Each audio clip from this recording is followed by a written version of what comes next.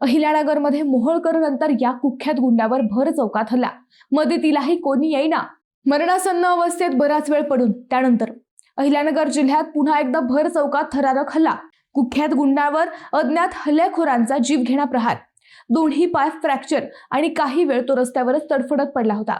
मंडळी, मोहोळकर वरील हल्ल्याने अहिल्यानगर आधीच अशांत झाले असतानाच आता शेवगाव तालुक्यातील कुख्यात गुंड पिढ्या उर्फ सुरेश भरत कापसे याच्यावर बोधेगाव येथे मुंडे चौकात अज्ञात हल्लेखोरांनी जीवघेणा हल्ला केला।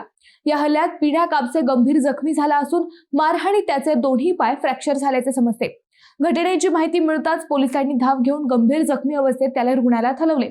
पिढ्या कापसे हा बोधेगाव परिसरात कुख्यात गुन्हेगार असून त्याच्यावर वाळू तस्करी, खंडणी, लूटमार यासह विविध गुन्हे अनेक जिल्ह्यात दाखल आहेत।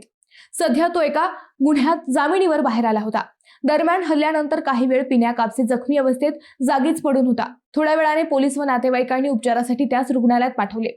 अहिल्यानगर जिल्ह्यात वाढत असलेल्या अशा गुन्हेगारी घटनांमुळे कायदा व्यवस्थेचा प्रश्न पुन्हा एकदा चर्चेत आला आहे।